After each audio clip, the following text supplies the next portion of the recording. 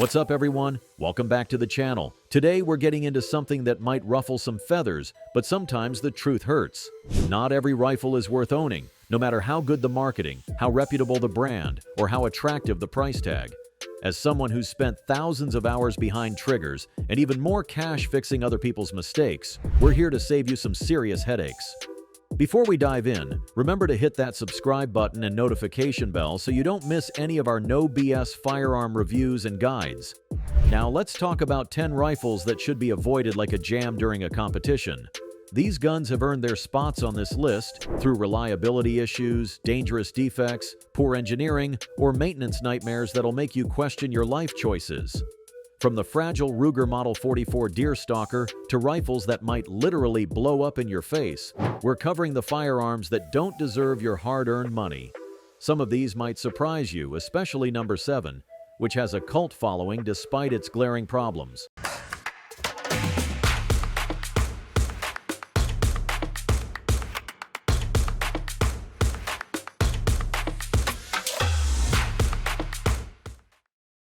Number 1. Ruger Model 44 Deerstalker. Let's get into it. First up, we've got the Ruger Model 44 Deerstalker. Now, we know some of you have a soft spot for this one. It was innovative for its time as one of the first auto-loading .44 Magnum carbines. But let's be honest about its shortcomings. The Deerstalker suffers from a fundamental design flaw in its gas system. The piston sits directly above the barrel, where it's exposed to intense heat and fouling. After just a few dozen rounds, you'll notice the action getting sluggish. By the 100-round mark, you might as well have a single-shot rifle because that bolt's not cycling reliably anymore. Then there's the magazine. That rotary design might work fine in their 10-22, but scaled up for .44 Magnum? It's a recipe for feeding issues. The rounds tend to nosedive or get caught on the feed ramp, especially with hollow points. You know, the ammo you'd actually want for hunting. Speaking of hunting, let's talk accuracy. The barrel heats up quickly, and when it does, your groups open up dramatically. What starts as a 2-inch group at 100 yards can balloon to 6 inches after rapid fire. Not exactly confidence-inspiring when you're tracking a wounded deer through thick brush. The receiver is aluminum, which means the scope mount screws tend to strip out over time from recoil. You'll find yourself constantly retightening your optic, and eventually, the threads just give up entirely. Look, we get the appeal of a lightweight, fast-handling .44 carbine. But there are modern options that don't come with the Deerstalker's baggage. Save yourself the frustration and look elsewhere. Pros: lightweight and maneuverable in brush, .44 Magnum has good stopping power for medium game, decent trigger pull out of the box. Cons: unreliable gas system that fouls quickly, feeding issues with the rotary magazine, poor heat management affects accuracy, weak scope mounting system, parts availability is increasingly limited. Modern alternatives outperform it in every category. Number 2. Remington 700 Pre 2014. The Remington 700 is an American classic, right? A legendary action that spawned countless custom builds and military sniper rifles. But if you're looking at pre-2014 models, you need to walk away. No matter how good the deal seems. Here's why. The Walker fire control system in these rifles has a deadly flaw. These triggers could literally fire without anyone pulling them. Temperature changes, vibration, even just the action of chambering a round could set it off. This isn't fear-mongering. It's documented in multiple lawsuits and a massive recall. Remington knew about this issue for decades, but kept selling these rifles anyway. It took a 60 minutes expose and multiple wrongful death lawsuits before they finally addressed it in 2014. Think about that for a second. A company was willing to risk your safety to avoid the cost of fixing a known defect. Even if you're comfortable gambling with a potentially dangerous trigger, these older 700s have other issues. Quality control took a nosedive in the Freedom Group years. Barrels weren't being stress-relieved properly, leading to accuracy problems. The finishes would wear prematurely, leaving these rifles vulnerable to rust. Some will tell you, just replace the trigger with an aftermarket one. Sure, you could do that and spend another $150 to $200 on a rifle that was already overpriced for its quality. But that doesn't address the other QC issues that plagued Remington during this period. Don't be fooled by the Remington 700's reputation. If it was made before 2014, it doesn't deserve a spot in your gun safe. There are plenty of modern bolt actions with better triggers, better barrels, and manufacturers who actually care if their customers stay alive. Pros: smooth bolt action when functioning properly. Aftermarket support is extensive. Strong receiver design. Cons: potentially lethal trigger defect. Poor quality control during Freedom Group era. Subpar barrel manufacturing leading to accuracy issues. Finish durability problems. Better and safer options exist at similar price points. Most will need immediate trigger replacement. Number 3. WINSLOW Rifles. You might not have heard of WINSLOW Arms, and there's a good reason for that. This small company produced some of the most questionable firearms to hit the market in recent years. WINSLOW tried to position themselves as makers of premium hunting rifles, but what they delivered were essentially cobbled together parts, guns with fancy wood stocks, and an absurd price tag.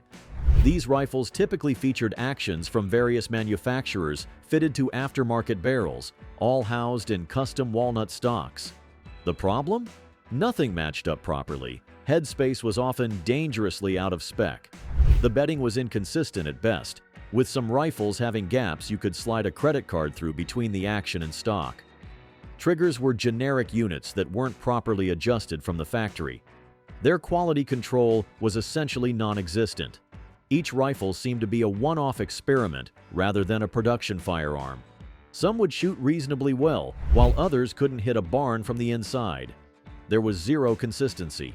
The company would often blame ammunition or the shooter when customers complained about accuracy issues. In one notorious case, they told a customer his sub-MOA guarantee didn't apply because he wasn't using their recommended ammunition, which they didn't manufacture or even specify clearly. WINSLOW went out of business for obvious reasons, but these rifles still show up on the secondary market, often advertised as custom or hand-built firearms. Don't be fooled by the pretty wood in the engraving. These are projects, not rifles, and they're not worth your time or money. Pros: attractive wood stocks, unique appearance, conversation piece.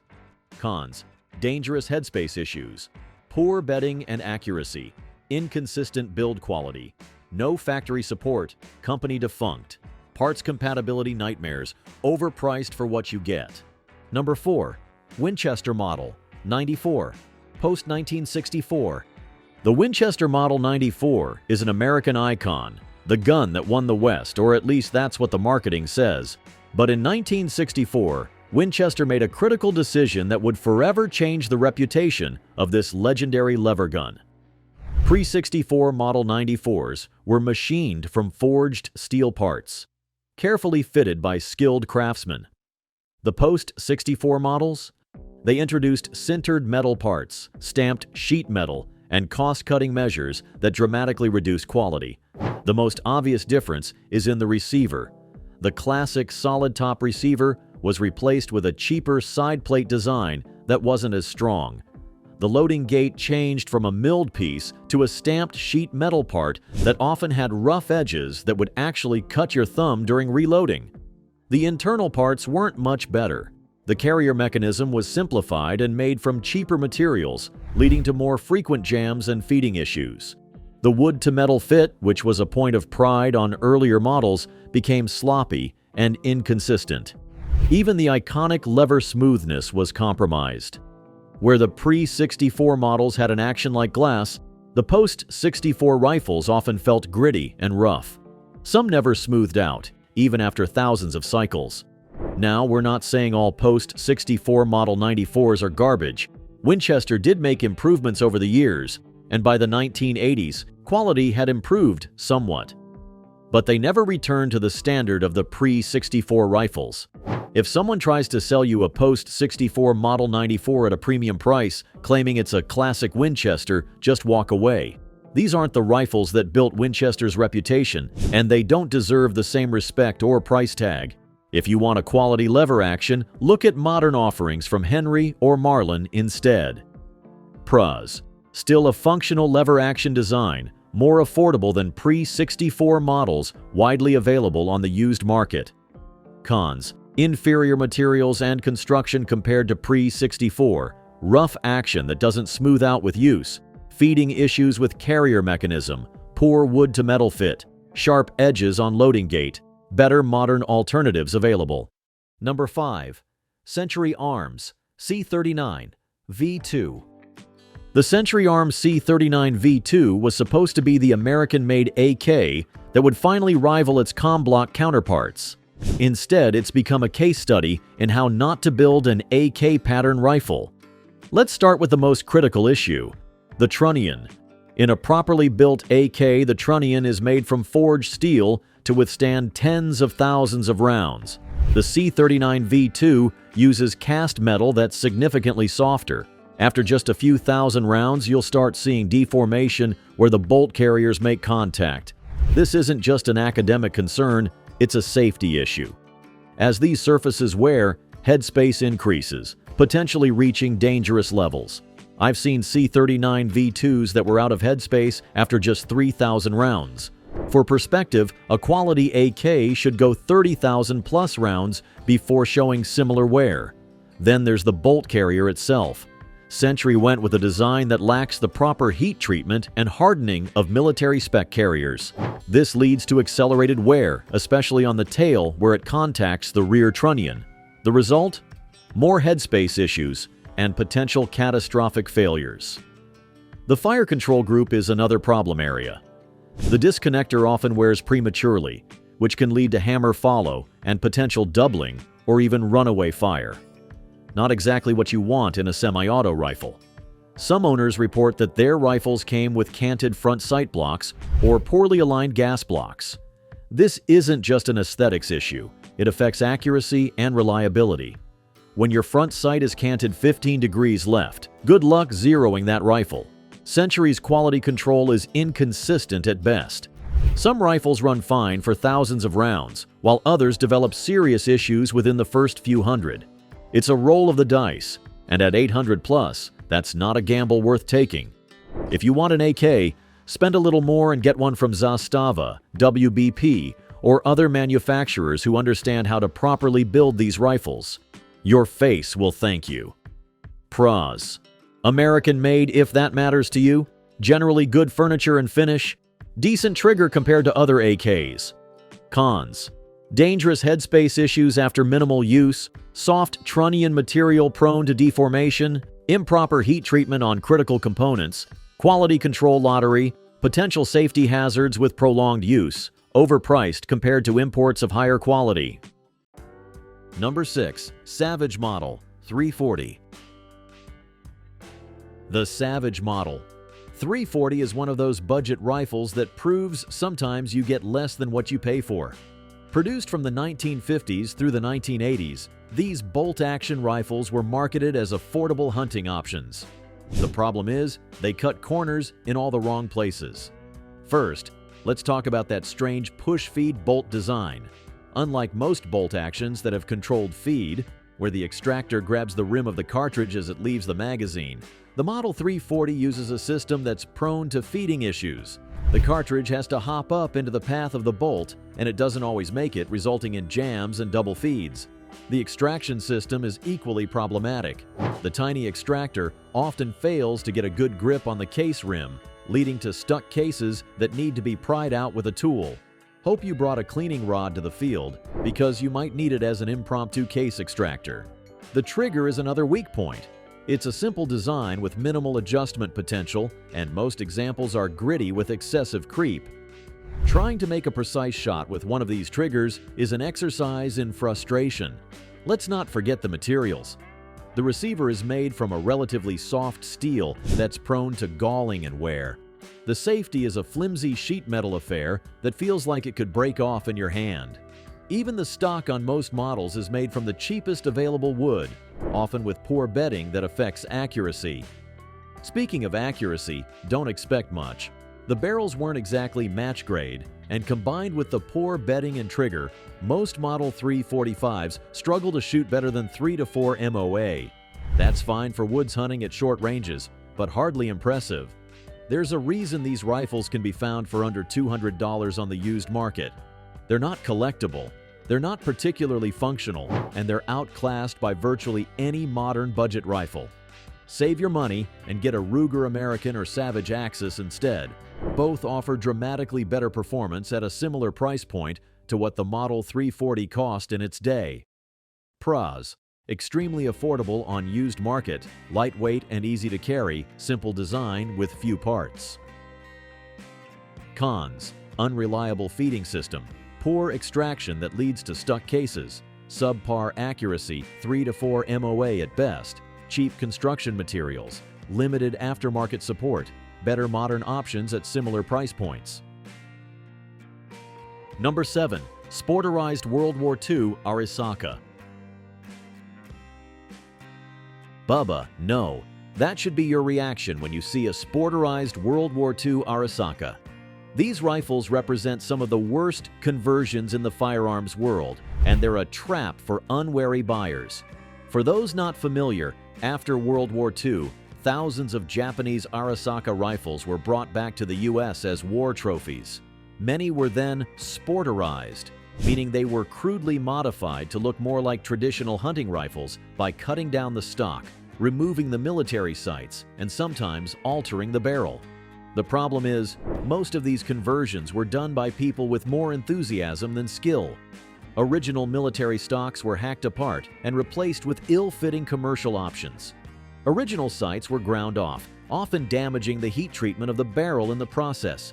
Homemade trigger jobs resulted in unsafe firing mechanisms. These modifications destroyed the collector value of historically significant firearms. A proper military ARISAKA in good condition can fetch $800 to $1,500 today. A sporterized example? Maybe $150 if you find someone feeling generous. The ARISAKA action itself is actually very strong. It was designed to handle the high-pressure 7.7mm Japanese cartridge, but many sporterized examples were rechambered for more common American cartridges by gunsmiths of questionable competence. These rechambering jobs often resulted in improper headspace, unsafe chamber pressures, or barrels that keyholed bullets due to poor rifling. Even if the rechambering was done properly, finding magazines that function reliably with American cartridges is a challenge. Many sporterized ARISAKAs end up as single-shot rifles by necessity, not by design. The cruel irony is that the original military configuration of these rifles was often more practical than the improved sporting version. The military sights were robust and effective. The stocks were designed for actual field use. The original chamberings, while less common, performed well. If you're looking for a military collectible, get an unsporterized example. If you want a hunting rifle, buy a purpose-built modern sporting rifle. These mongrel conversions satisfy neither purpose well. Pros: usually very cheap, strong underlying action, historical curiosity. Cons: destroyed collector value, often unsafe due to amateur gunsmithing, poor accuracy from damaged barrels, unreliable feeding with modified magazines, crude cosmetic modifications, no standardization between examples. Number 8. Winchester Model 100. The Winchester Model 100 is a semi-automatic rifle that, on paper, should have been great. It has clean lines, came in popular calibers like .308 and .243, and carried the Winchester name. Unfortunately, it's plagued by a fatal flaw that makes it a ticking time bomb. The receiver on the Model 100 is prone to cracking, not just minor stress fractures, but catastrophic failures that render the rifle permanently unsafe. The crack typically develops at the right rear of the receiver, where a small lug supports the bolt during firing. As this area cracks, the bolt can begin to move rearward prematurely, potentially leading to case ruptures or worse. Winchester actually issued a recall for these rifles in the 1990s, offering to add a steel reinforcing pin to help prevent these cracks. But even with this modification, the fundamental design weakness remains. Many examples on the market today have never received this update, making them especially dangerous. Beyond the cracking issue, the Model 100 has other problems. The trigger mechanism is complicated and prone to failure. The buffer system wears out, leading to increased receiver stress, which contributes to the cracking problem. The gas system tends to foul quickly, causing reliability issues after just a few hundred rounds without thorough cleaning. Parts availability is another major concern. Winchester discontinued the Model 100 in 1973, and many replacement components are simply unavailable at any price. If something breaks, and it will, you might be left with an expensive wall hanger. Some collectors still seek these rifles out for their historical significance or aesthetic appeal. That's fine if you're planning to display it, but please don't take a Model 100 into the field. There are too many well-documented failures of this platform to justify the risk. If you're looking for a semi-automatic .308, there are numerous modern options that offer better reliability, safety, and performance. The Browning Bar, Benelli R1, or any number of AR-10 pattern rifles will serve you better than this fundamentally flawed design. Pros: attractive styling, good balance and handling, reasonably accurate when functioning. Cons: dangerous receiver cracking issues, limited parts availability, complex trigger mechanism prone to failure, buffer system wears out prematurely, gas system fouls easily, subject to manufacturer recall that many examples haven't received. Number 9. HI-Point Carbine. The Hi-Point Carbine often gets defended as reliable for the price, but let's be honest, it's a blowback-operated pistol-caliber carbine that feels like it was designed by someone who'd only seen guns in cartoons. First, there's the weight distribution. These carbines are inexplicably front-heavy, with a chunky pot metal receiver and barrel shroud that make them handle like a sledgehammer.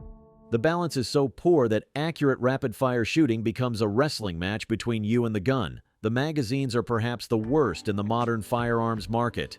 Single-stack designs that feel flimsy, often fail to feed properly, and are difficult to seat when fully loaded. Hi-Point has introduced double-stack magazines more recently, but they come with their own reliability issues. The blowback action uses an absurdly heavy bolt to delay cycling, which contributes to the poor balance mentioned earlier. This operating system creates excessive felt recoil for a pistol-caliber carbine.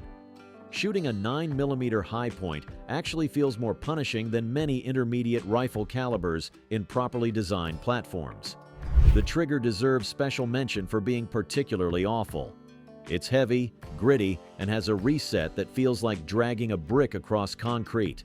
Precise shooting requires overcoming a trigger pull that feels like it's actively fighting against you. Ergonomics were clearly an afterthought. The safety is awkwardly positioned, the charging handle is stiff and uncomfortable to operate, and the sights sit at a height that forces an unnatural cheek weld. The newer models with rails allow for optics, but mounting anything decent on this platform feels like putting racing tires on a tractor. Yes, they're cheap. Yes, they usually go bang when you pull the trigger. But the shooting experience is so unpleasant and the performance so mediocre that you're better off saving a bit longer for an entry-level Ruger PC carbine or Kel-Tec Sub 2000, both of which outperform the Hi-Point in every measurable way.